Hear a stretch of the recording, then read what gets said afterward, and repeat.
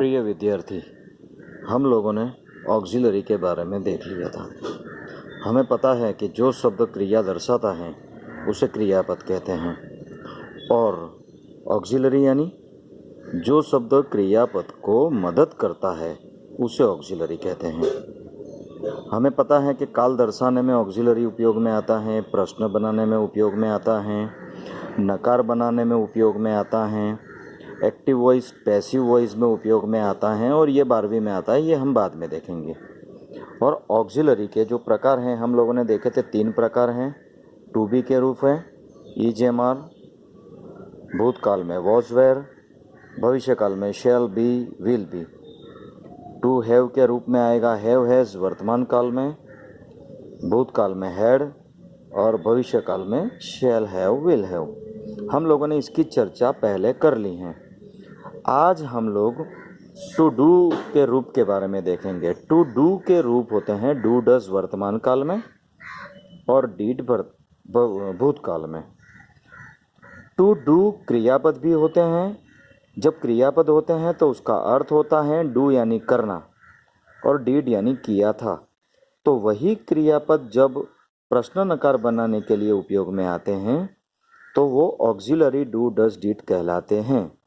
इसलिए do does और deed को स्पेशल ऑक्सिलरी कहते हैं। यह प्रश्न और नकार बनाने के लिए बाहर से लाए जाते हैं। खास याद रखें, डू डज डीड क्रियापद भी हैं तब उसका अर्थ होता है, और डू डज डीड ऑक्सिलरी भी हैं तब उसका अर्थ नहीं होता है। तब वो सिर्फ प्रश्न या नकार बनाने के लिए उपयोग में आते हैं। आइए हम डिटेल में देखते हैं। Special auxiliary do does did. जब ऑक्सिलरी होते हैं सादे वर्तमान काल में डू और डज, और भूतकाल में अगर प्रश्न नकार बनाना है तो डीड का उपयोग होता है। वाक्य में जब कोई भी ऑक्सिलरी नहीं होता तब बाहर से डू डज लाया जाता है। अब कोई भी ऑक्सिलरी नहीं होता मतलब कौन से? तो ये वाले टू बी के रूप is am are, was were, shall be, will be been being, और have has, had, shall have, will have. और आपको पता होगा modal auxiliary can, could, shall, will वगैरह। जब कोई भी ऑक्सिलरी वाक्य में नहीं होता है और उसका प्रश्न और नकार बनाने का होता है तो बाहर से डू डज और डीड लाया जाता है। फिर से याद करा देता हूँ, टू डू यानी करना क्रियापद भी है। जब क्रियापद के रूप में उपयोग में आता है तब उसका अर्थ होता है। उसी तरह से डीड अगर भूतकाल में क्रियापद है तो उसका अर्थ होता है किया। उदाहरण देखते हैं, आई डू माई होमवर्क। यहाँ पर डू क्रियापद है, उसका अर्थ करना पड़ेगा, उसका अर्थ है करना, और इसलिए वाक्य का अर्थ बनेगा मैं अपना होमवर्क करता हूँ। तो डू यानी करता हूँ।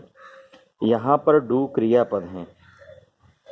अब इस वाक्य में कोई ऑक्सिलरी नहीं है तो इसका प्रश्न या नकार बनाना होगा तो हमको बाहर से डू डज या डीड लाना पड़ेगा।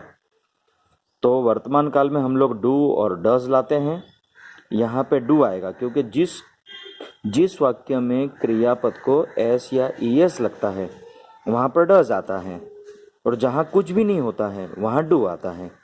तो यहाँ पर क्या है, आई डू माई होमवर्क वर्तमान काल है और क्रियापद को एस ईएस भी नहीं लगा है, इसलिए प्रश्न और नकार बनाने के लिए बाहर से हमको लाना पड़ेगा डू। तो नकार बनाते हैं, I do not do my homework. देखो बेटा, दो डू आया, यहाँ पर भी डू है, यहाँ पर भी डू है। तो ये डू है, ये क्रियापद है, इसका अर्थ होता है करना। और ये जो डू है ये ऑक्सिलरी वाला डू है जिसके साथ में नॉट जुड़ा है। अब ये डू ऑक्सिलरी है इसलिए इसका कोई अर्थ होता नहीं है। तो इसका काम क्या है? ये वाक्य को नकार बनाने के लिए काम में है। सिर्फ बाहर से वाक्य को नकार बनाने के लिए ये डू आया है, इसका कोई अर्थ नहीं होता। ये डू नॉट यानी नहीं ऐसा अर्थ होता है, और ये डू यानी करना।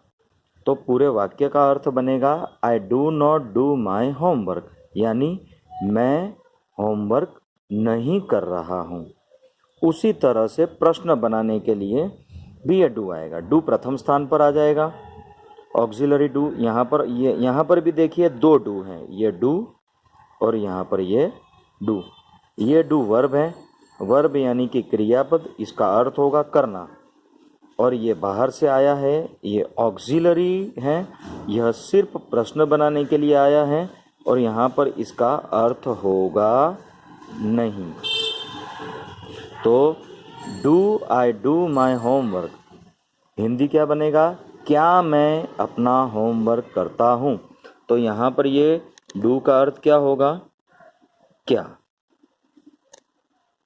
तो उस तरह से नकार में डू आया, डू नॉट, और प्रश्न बनाने में भी डू आया जो प्रथम स्थान पर आया। और जो क्रियापद हैं वो तो है, ये जो क्रियापद हैं वही ये है, वही ये हैं। और जो ऑक्सिलरी हैं ये बाहर से आया, ये नकार बनाने के लिए आया डू नॉट, और यहाँ प्रश्न बनाने के लिए आया प्रथम स्थान पर ये डू। तो ये ऑक्सिलरी बाहर से लाकर वाक्य को प्रश्न और नकार बनाने के लिए उपयोग में आते हैं। हम लोग देखते हैं डज।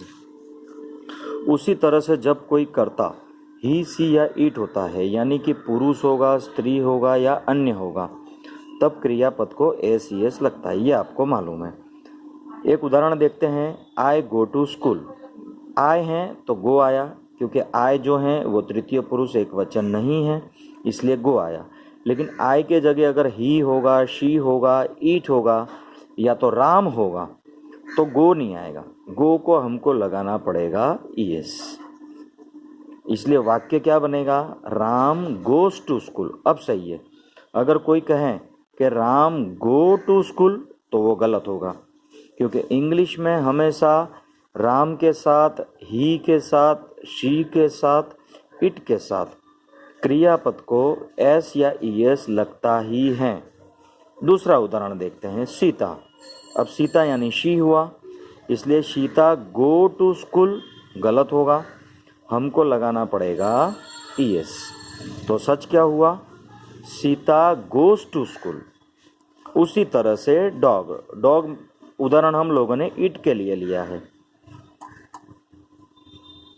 अब डॉग गो नहीं चलेगा, क्योंकि डॉग तृतीय पुरुष एक वचन है, इसलिए हमको लगाना पड़ेगा डॉग गोज।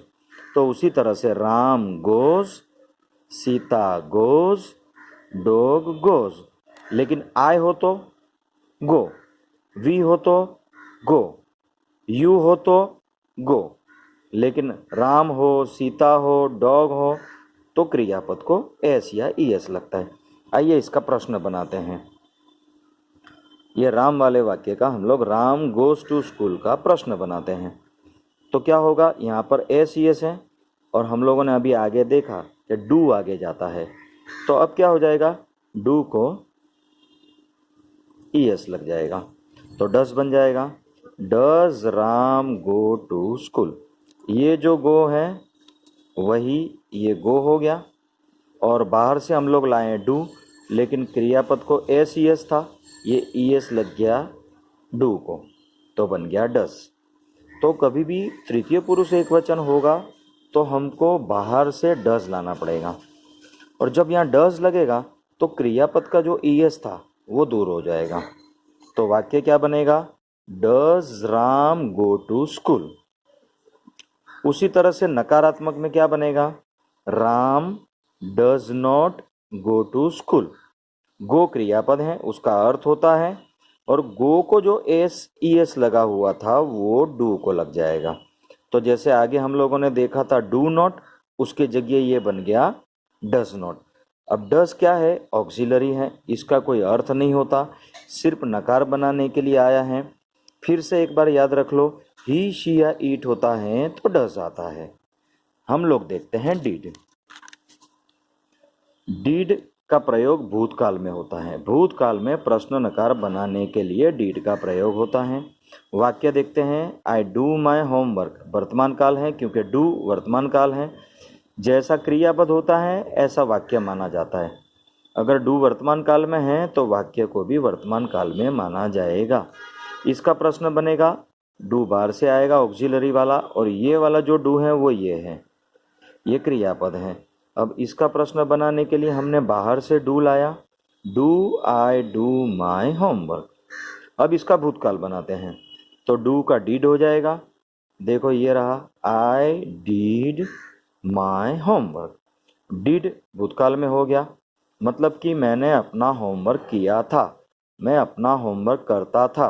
अब यह भूतकाल है, तो इसका अगर प्रश्न बनाना है तो हमको भी लाना पड़ेगा बाहर डिड। जब डिड लाएंगे तो यहाँ पर यह मूल रूप में हो जाएगा। दो दो भूतकाल एक साथ एक वाक्य में नहीं रह सकते। और ये जो डिड है वो ये नहीं है, ये क्रियापद है, इसका मूल रूप होके यहाँ लिखा गया है।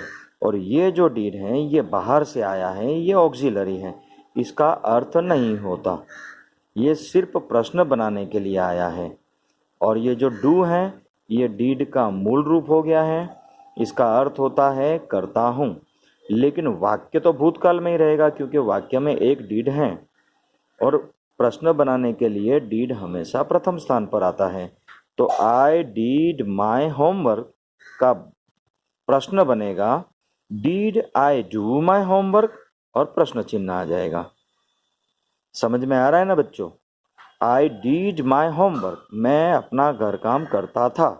प्रश्न बनेगा did I do my homework, और नकार बनेगा I did not do my homework, मैं अपना घर काम नहीं करता था। तो यहाँ पर डिड ऑक्सिलरी है और उसका कोई अर्थ होता नहीं है। ये मेरे वीडियो को 2-5 बार बार सुने, और इसके बाद में मैं आपको दूसरा, इसके तुरंत ही बाद में एक वीडियो दे रहा हूँ, उसमें आपको होमवर्क दे रहा हूँ, वो आपको करना है। जय हिंद बेटा।